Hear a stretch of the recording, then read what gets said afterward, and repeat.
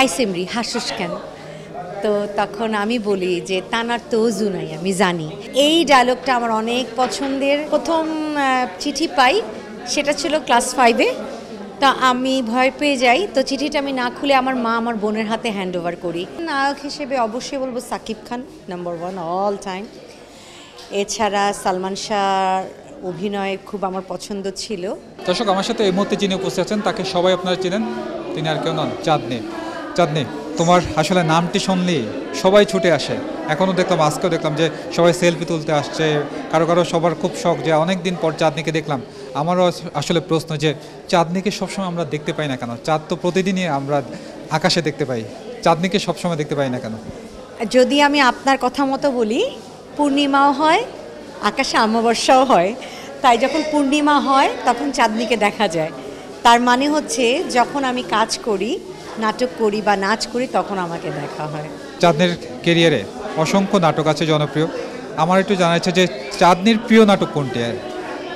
আমার প্রিয় নাটক হচ্ছে অভিজ্ঞান আর পিরি বদল। এরকম অনেক নাটকই আছে, বন্ধন, ঋতুগৃহ, এরকম অনেক নাটক আছে যেটা আমার খুবই প্রিয়। প্রিয় কোনো ডায়লগ আছে যে ডায়লগটা আসলে সবাই শুনতে চায়, বা পরিবারের ক্ষেত্রে এরকম হয়েছে যে তার প্রিয় ডায়লগটি আসলে শুনতে চেয়েছে? আসলে লাল সালুর ডায়লগটা দিতে দিতে না আমার এখন মুখস্থ হয়ে গেছে।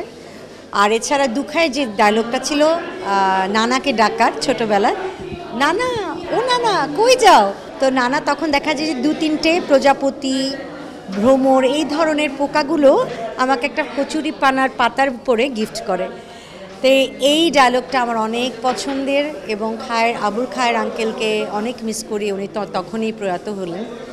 আর এছাড়া লাল সালুর একটা ডায়লগ আছে যেটা আমার বিয়ে করে নিয়ে আসার পরে মজিদ সাহেব যখন মসজিদে যায় নামাজ পড়তে, তো বড় বউকে বলা হয় যে আইসেমরি হাসুস কেন?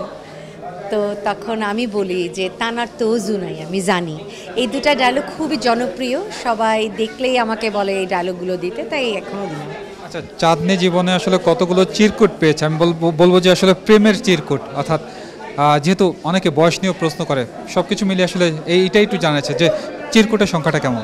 চিরকুট আসলে আমি যখন প্রথম চিঠি পাই সেটা ছিল ক্লাস 5-এ। তা আমি ভয় পেয়ে যাই, তো চিঠিটা আমি না খুলে আমার মা আমার বোনের হাতে হ্যান্ড ওভার করি।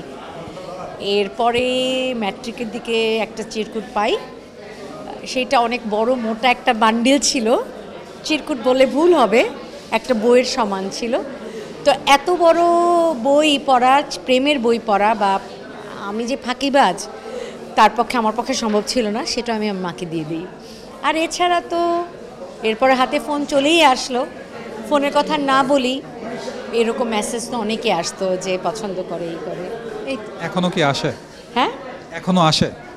এখনও আসে, হোয়াটসঅ্যাপে আসে, hi, hello, what's your name, বা I want to talk to you, এই ধরনের মেসেজ আসে। বাট আমি খুব একটু আতঙ্কে থাকি সব সময়, কারণ সম্পর্ক করতে গেলে বুঝে শুনেই করতে হবে, না দেখে না শুনে না জেনে করাটা ঠিক হবে না।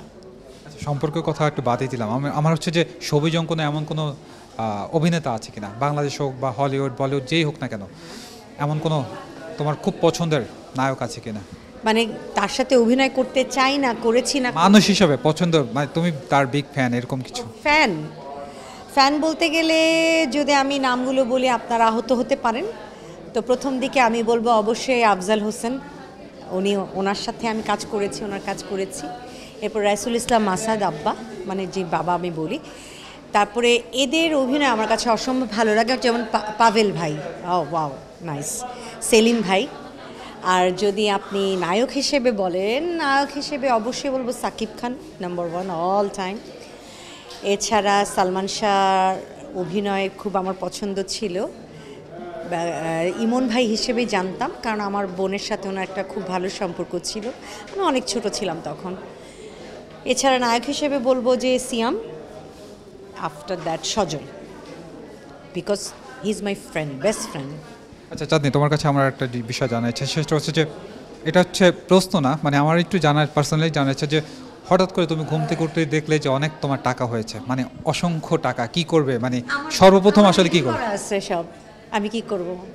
আমি একটা এতিমখানা দিব, একটা বৃদ্ধাশ্রম দিব, আর যে টাকাটা থাকবে সেটাকে এফডিআর করে রেখে, কারণ আমি জানি এতিমখানা আর বৃদ্ধাশ্রমের জন্য কেউ ডোনেশন দিবে না, ওই অর্ধেক টাকাটা আমি এফডিআর করে রেখে ওনাদের পিছনে আমি এটা খরচ করব।